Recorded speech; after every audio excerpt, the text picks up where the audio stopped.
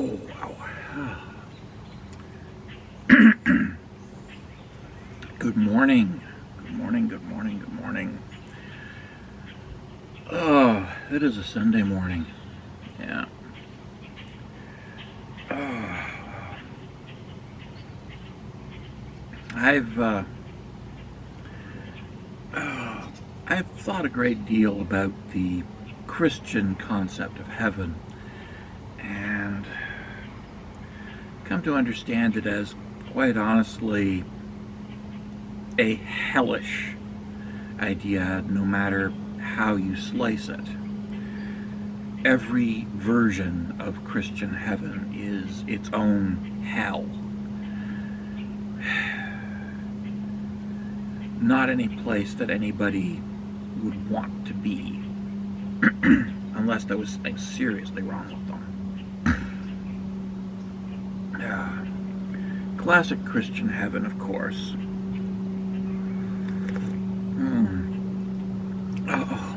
Is heaven the city in the sky? 40 miles high, 40 miles wide, 40 miles long, with all the doors 40 feet high and 40 feet wide. It's built on an epic scale, and it's an arcology. That is to say, it's a place that is obscenely crowded, or at least designed to be obscenely crowded. Although its streets are wide and paved with gold, and all of its floors are paved with gold. There are no trees, there is no grass, and it's a sausage fest. It is meant to invoke the idea of wealth as luxury in and of itself. The streets are paved with gold, the gates are decorated with pearls, the walls are covered with rubies and emeralds and carnelians, precious gems of every sort. Yeah. It's meant to look like somebody really rich lives here, richer than any king.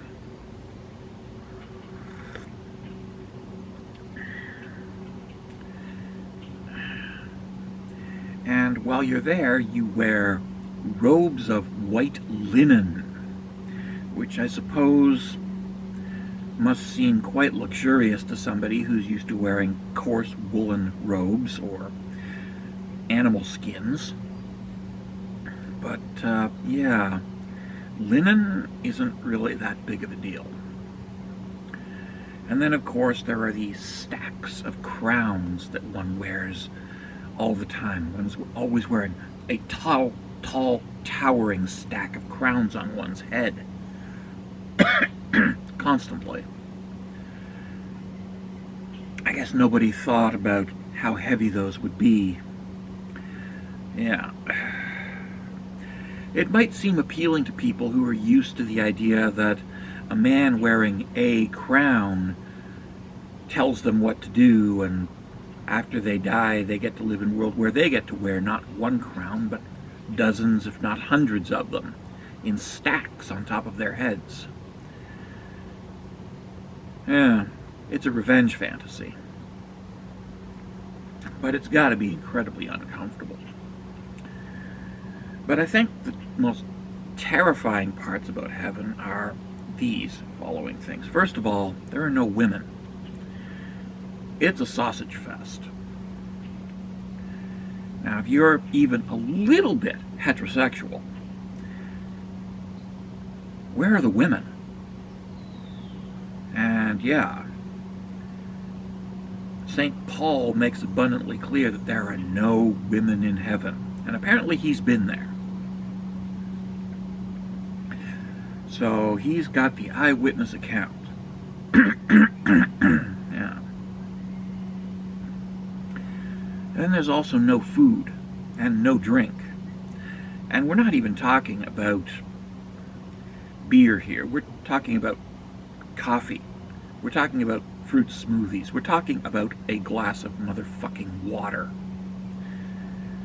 unrelieved thirst, yes, and unrelieved hunger. On top of the complete lack of women. That's pretty scary, but the most horrifying part about it is, well, you remember that all the floors are paved with gold bit? Yeah. Gold is metal. It's not a comfortable thing to kneel on, and you're going to kneel on gold forever, praising God. That is literally telling God how great He is, telling Him how wonderful He is, telling Him how amazing He is, forever. Yeah. And you'll be singing His praises. Imagine spending eternity on your knees on a hard metal pavement, wearing a towering stack of heavy crowns, chanting, "You are so great, you are so great, you are so great," over and over and over again, forever.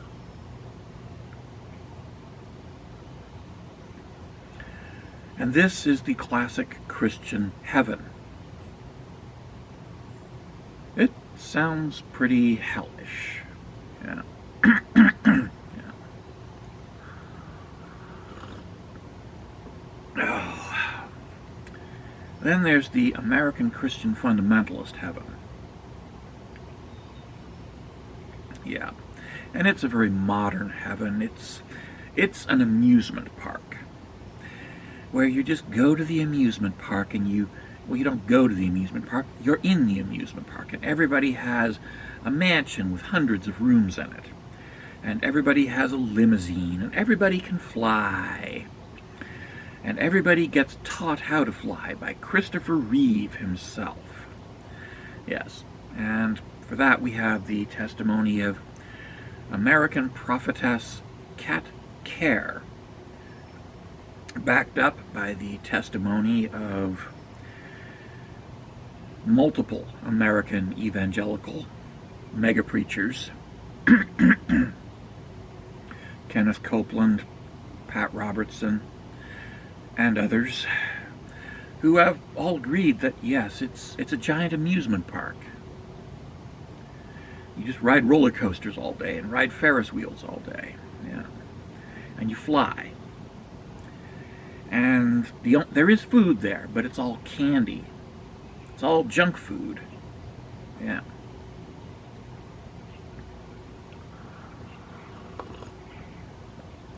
And you get to hang out with celebrities.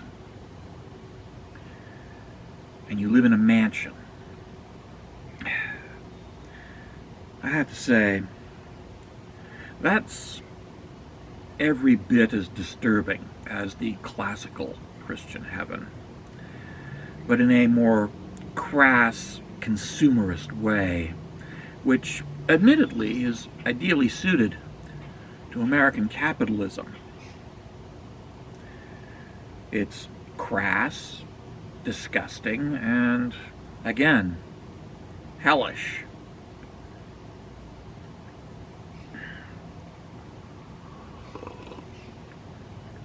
Yeah.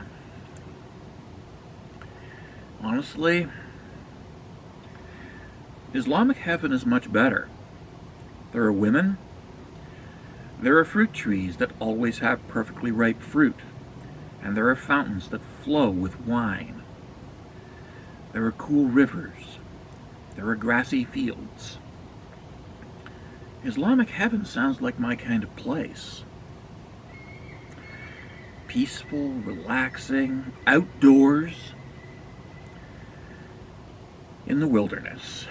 Yes, that is nice.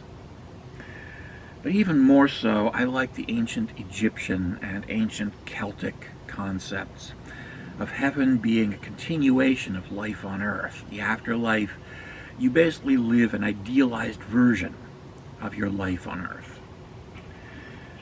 Those are much nicer than either Christian or Islamic heaven. Because, yeah,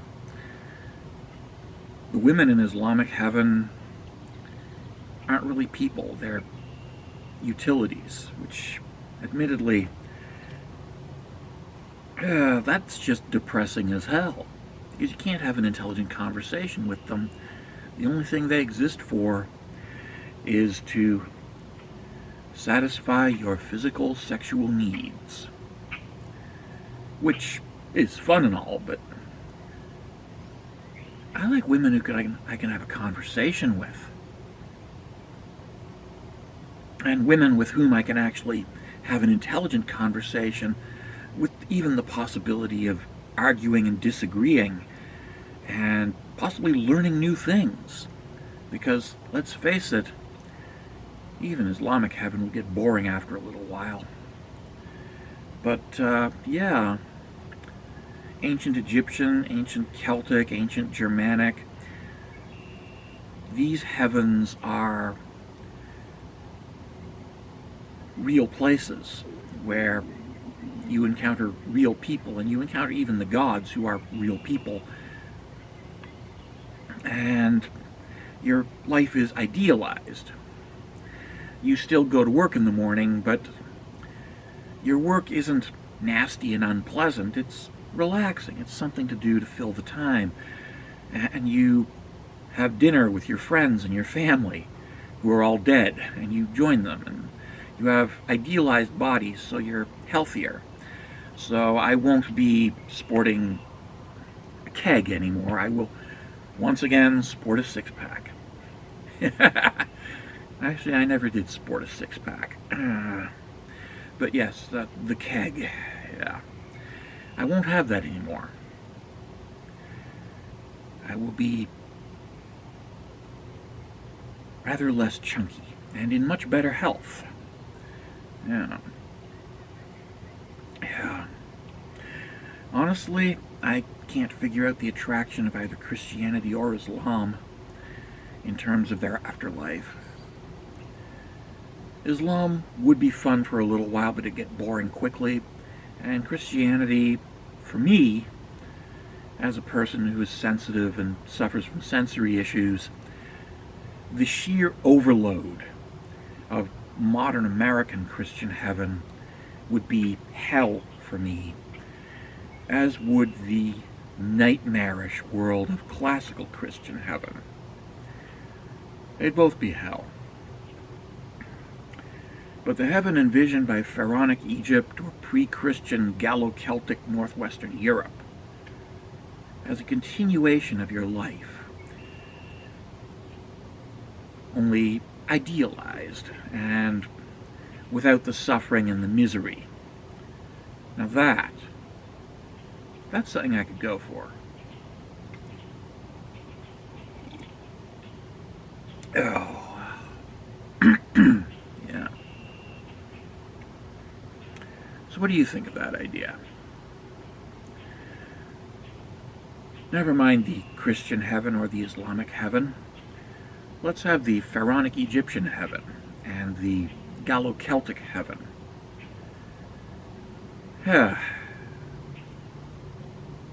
Maybe I should read up on the Hindu heaven.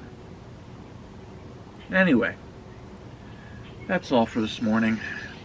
Ta-ta, take care, be well, stay safe, ladies and gentlemen. Love yous all.